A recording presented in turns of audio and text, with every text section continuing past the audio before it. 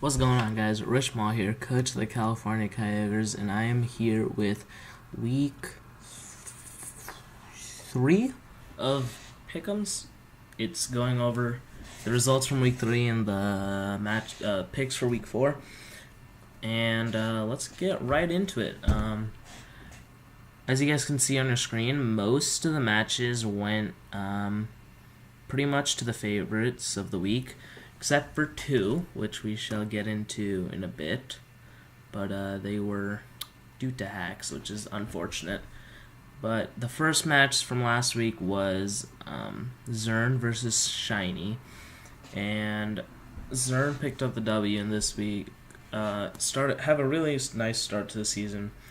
Shiny, on the other hand, is struggling a little bit.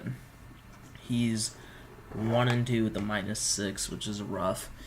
Well, Zern is 3-0 with I don't know how much differential. As for what happened in the match, I don't particularly remember. Looking at the replay right now, I'm pretty sure Zygarde ended up sweeping up at the end. It wasn't like an insane sweep like week 1. I'm pretty sure it was just a Z outrage sweep or something like that.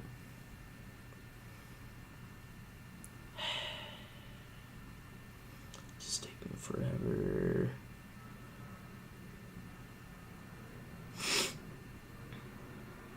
Oh wait, no, it wasn't a Z outrage. Pillow Swine ended up. Zygarde came in and picked up a kill, and then he was unable to kill Pillow Swine because Shiny played really well around the Z move, but unfortunately for him, Scarf Tentacruel ended up cleaning up at the end of the match. So that's really good for Zern, a pretty creative set. It was a very tough matchup for Shiny. What's it called? I know he had it was Coco versus Stunfisk and Garchomp versus Skarmory, which are some insane counter matchups. So it was a tough match for him, a tough matchup. Hopefully he doesn't have to face a tough matchup like that in the future, obviously, because he doesn't have to face those Mons, but hopefully he can get some W's soon. Next up, we had a unanimous victory for everyone who picked Luna, because it was versus Gia, Don't remember what happened in this either. I'm pretty sure, the legendary turn 2 sack of Megalopony. Good job, Gia. Amazing. He sacked his Megalopony versus a Mega Altaria. Turn 2 for 50% damage, because he was scared of it setting up. Yeah. I mean, kind of justified, but it's your Megalopony, man. That's not a good decision. He also mispredicted pretty hard with his Victini, ended up sacking that too. A Nidoking, because he bolt striked it. Also, other than that, Nidoking put in a lot of work versus his team. He does that versus every team, and then I believe Raikou just ended up cleaning up with a Choice Spec set. Yeah, it was a very dominant victory for Luna. Congrats to him. Hopefully Gio can pick it up. I know he had some IRL issues, and he's resolved those, so he's getting more active, back to being active in the league, and hopefully he'll start his comeback. Next up was me versus Dave. Very, very unfortunate match. I didn't play my greatest, but that wouldn't have mattered if I hadn't got full paired with my Charizard. If you guys don't know what I'm talking about, his Thundurus had killed my Fortress, and then I sent out Zard. I clicked a DD, and he went for T-Wave, and he got the full pair first turn, so I didn't get my DD up. If I had got my DD up, I would have DD'd again, and I would have killed his Crocodile or killed something else, which would have, if I killed the Crocodile, Diggersby 100% just won. Pretty sure if I killed anything, Diggersby 100% won. Well, actually, no. If I killed something else, then it wouldn't have, Diggersby wouldn't 100% won, but I could have just set up another DD as he sacked something, so at the end of the day, Crocodile was probably going to end up dying, and then Diggersby just won the game at the end. because there wouldn't have been Intimidate shuffling, but that's the game. Unfortunate. Another unfortunate match, Carlos versus Storm, wrecking everyone's pick 'em, literally everyone, because literally everyone picked him, and most people locked him, so that was a very unfortunate match. I believe his Mega T-Tar got frozen by a Mega Kangaskhan, making sure. Yep, yeah, it did, and maybe coincidence, maybe not, T-Tar got dropped this week. I don't know if it was due to the freeze, but I'm pretty sure Carlos just hasn't been liking it. He is talking about how shit of a mon it is, which is really weird because he was super hyped and really wanted to use this mon. But yeah, I guess the first 3 weeks of prepping with it and battling with it just haven't been fun, but unfortunate for Carlos. He's just, it really sucks for him because Storm's a division rival, and Storm's actually like 1 differential point ahead of Carlos right now, which is weird. But I know Carlos can pick it back up. He's a really good battler. Next up, we have Destin versus Fake Justin. Destin pulling out the victory, like most people predicted. A very questionable play by Fake Justin because he sacked. He exploded with Mega Metagross, which was not Mega, regular Metagross, which is a huge huge threat on huge threat to Destin's team. Also, Destin had a really questionable turn 1 because he just sacked his Salazzle for like 50% on Mega Sableye, but I guess it ended up working out in the end. Also, interesting to note, this is the first match that Destin's brought Tapu Fini this season. It's the first match he's won, which is pretty interesting because last season, I believe Tapu Fini had 2 losses the entire season. So it's something with Destin and his Tapu Fini, man. Hopefully he can keep snagging those wins with or without Tapu Fini. That'd be good for him. Next up, we had everyone picking Colton and everyone getting it right. What happened in the match? I believe Mega Galid was looking to put in work with an SD, but Sniper had a really good set of a almost max Fizz Def. Celebi and Thunderwaved it, and then I believe in the late game, Celesteela just ended up cleaning up. If this would skip turns faster. Yeah, that is what happened. He didn't get the last kill. Gardevoir was able to pick that up with the Berry tech against Mega Scizor. A very questionable set on Sniper's part for his Volcanion. He brought out Choice Volcanion against a Lantern. I feel like Z Solar Beam could have been nice. I feel like Z Solar Beam is going to be nice almost every week. But, yeah, I feel like not bringing... or like Earth Power would have been nice too, but I don't think Choice was the right call. Let's go into this week. We have quite a few close matches, a couple of not close matches. First up, we have Carlos versus Zern. We have 4 people picking Zern and 5 people picking Carlos. I picked Carlos because I was pretty sure that Carlos would be able to bounce back from his 2-game losing streak. I didn't think he would actually go on a 3-game losing streak, and I figured he would.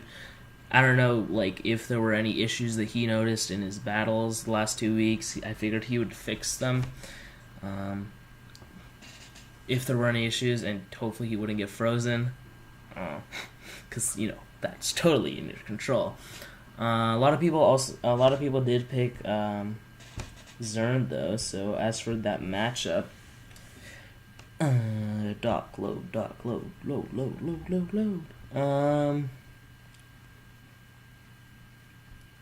Okay. As for the matchup, Latios puts in a good bit of work versus Zern's team. Like, it has good coverage for things. Calm Mind could be really nice. Heatran also puts in a lot of work. Oh crap, what the hell? Okay, that was an accident. Oh, what? Okay, I'm back. Heatran can put in a lot of work. The only thing that really resists his dual stabs is Talonflame, which isn't the bulkiest thing, and Heatran gets Ancient Power. Mega Diancie also puts in a lot of work. Skarmory could be a problem for it, but, Power Gem probably does a lot. Yeah. As for Zern's side, Mega. Zygarde 50 puts in a lot of work. Gliscor is like the only pseudo check, but Z moves exist and Z moves are broken. So yeah.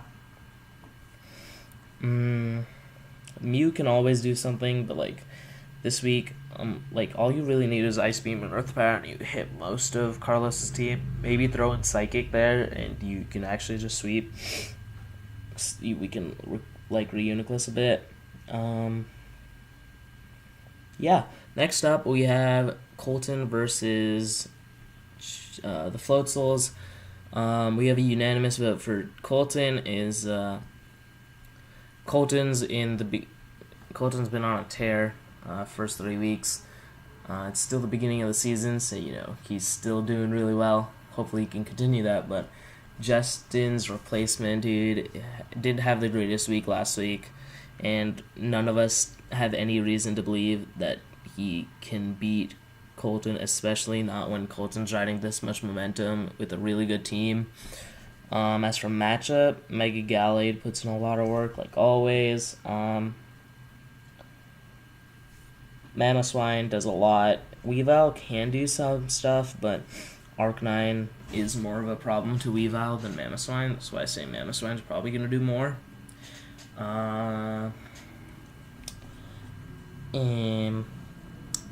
Gardevoir can do a lot of work too.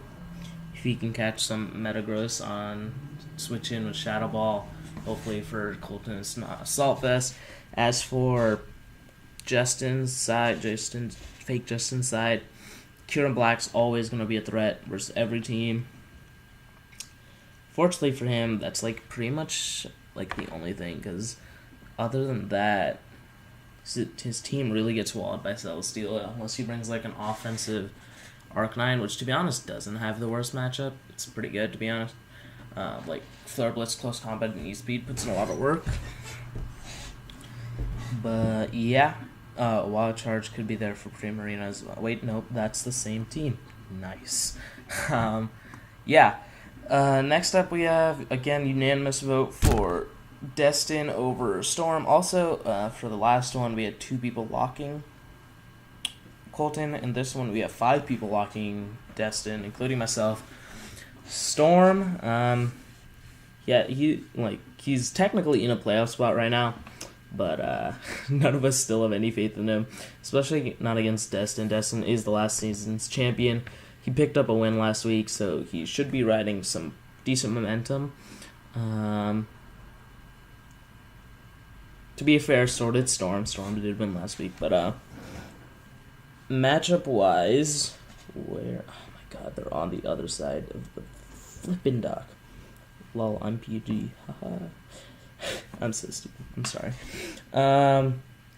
As for the matchup, Storm has a decent matchup because Rain isn't the greatest versus him. I mean, it helps versus defensively versus his 2 fire types, but Ferrothorn, Manaphy, what's the last one? Cresselia, Gastro, they can all take hits from Swampert pretty well. Lando can put in a lot of work for Destiny if he weakens Cresselia. Like a rock polish Z fight, Lando could do a lot as long as that Cresselia is severely weakened. Superior could put in some work. Like, it's pretty good versus Manaphy and, like, Cresselia and Gastro and, like, Mega King, but then he has Ferrothorn, Crobat, Swellow, Typhlosion, and Entei, so that's going to be awkward. Xurkitree, yeah, it could put in work because it gets, like, HP Fire, Thunderbolt, Energy Ball, maybe, like, Volt Switch with a Scarf, or Tail Glow, or Hypnosis without Tail Glow, something like that could be good. As for Storm side, Manaphy is a pretty big threat. Like, Feeny is Destin's really only check to it, but obviously Manaphy gets Energy Ball. It can get Revenge killed though by Superior, which ends Xurkitree with like Scarf Xurkitree and Mienshao. Noivern if he ever decides to bring it. Mega King is also a pretty big threat, especially it's a decent threat versus most teams, and Destin's team is very offensive, so it's probably going to be pretty threatening versus him, but a lot of people just have faith in Destin's battling prowess, I guess, versus compared to Storm's especially. Next up, we have me versus Sniper, and I just keep getting faith. I don't know when these people are going to realize that I'm just bad at Pokemon, but whatever. We have 6 people? Yeah, 6 people picking me and 3 people picking Sniper. I know the match pretty well. Volcanion is a huge threat versus my team. Flame Charge, the Solar Beam kind of just wins. So, yeah, that's scary. Another thing, Dragonite is a very scary mon. With, like, Dragon Move, Fire Punch, Iron Head. With D-Dance, he has a very good chance of winning. It's a very scary mon. As for my side, he has very little checks to Zard X. Like, he actually has nothing unless he runs Fizz Death Volcanion. If he runs Fizz Death Volcanion, I'm so happy because I do not want to deal with a Flame Charge Solar Beam set. Also, similar to how he has 1 Fire Resist, that Fire Resist gets dealt with Electric types, so Rotom Heat puts in so much work versus his team. It actually has a pretty good speed tier, too. It doesn't outspeed, like, the faster things, but it outspeeds everything but, like, Sneasel, Lycanroc, Celebi, and, yeah, outspeed, and Electivire, but, you know, it can hit those things really hard. Yeah, that's pretty much it for that match. Don't want to talk too much about it, obviously, because, like, then I'm going to just keep talking and talking, but whatever. Next up, we have Shiny versus Geo. We have everyone picking Shiny with 3 people locking Shiny. Shiny and Geo have both had rough starts to the season, but Geo's 0-3 and Shiny's 1-2. And Shiny has history on his side. He made semis last season. He's been very good in the past. Geo are like season 1. He hasn't really done much. In the matchup itself, Necrozma can put in a lot of work versus Megalop, because, you know, takes Megalop pretty well. So do things like Decidueye and Blastoise to a certain extent. More importantly, Garbodor can wall Mega Lopunny pretty well. Victini puts in a lot of work though. Not many teams have Victini switch-ins. Shiny is no exception because Victini gets Glaciate. Fortunately for him, that might cause Victini's need for like Shadow Ball potentially versus Necrozma and Glaciate versus Garchomp Might make him run special, which obviously he's not running V-Create. That's better.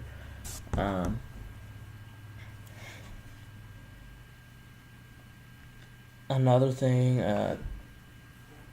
this thing, what the hell is it called? Hydreigon could put in a lot of work because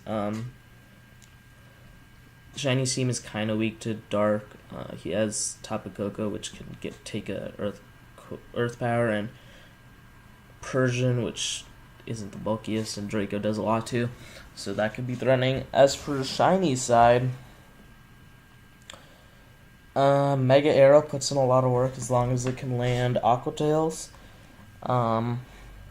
Coco puts in a lot of work as a Grass Knot. If he chips down Rhyperior, he can get that kill. Volcarona can sweep very easily if he gets some chip too on Armaldo. I think Shiny's key to victory is setting up rocks and getting a little bit of chip. Next match is Dave versus Luna, and we have 4 people picking Dave and 6 people picking Luna, and we actually had a lock for Dave. That's interesting because we have a lock on the side with less picks. I think a lot of people are picking Luna because Luna's been here for a while. He probably knows Dave's style pretty well. Not that a lot of people know Dave's style pretty well, so that's very good for all of Dave's opponents. But Infernape and Thundurus put in a lot of work versus Luna's team, so that could be really nice because the only real Infernape quote-unquote answers on Luna's team are Archeops, not really, and then Mega Altaria, which gets gunk-shotted. As for Thundurus, he needs a bit of chip and a lot of Luna's team to win, some chip for Nidoking to be in range of Psychic, some chip on Altaria to be in range of either Flash Cannon or HP Ice, on a lot of chip on Raikou, or just deal with it some other way, etc. As for Luna, Darmanitan puts in a lot of work, barring Druddigon, but Dave, not known for really bringing Druddigon, and U-turn pressure for Vaporeon and Crocodile could really help. Kartana puts in a lot of work too. Deals with almost all of Dave's team. If you run Psycho Cut for Infernape, for Venusaur, and then he just needs to maybe Psychium Z, which can help deal with Venusaur and Thundurus, so that could put in a lot of work. And yeah, that's pretty much it for this video. Make sure to check out, I almost said check out the PWC channel because I'm used to recording on my channel, but make sure to check out all the coaches, everyone a part of the league. Also, shout out to Gio for doing his picks this week. Still, Dave hasn't. Hopefully he does them soon because he has figured out some of his IRL problems, but yeah, that's pretty much it for this video. Make sure to subscribe to this channel and watch all the other videos, and I'll see you guys later. Peace.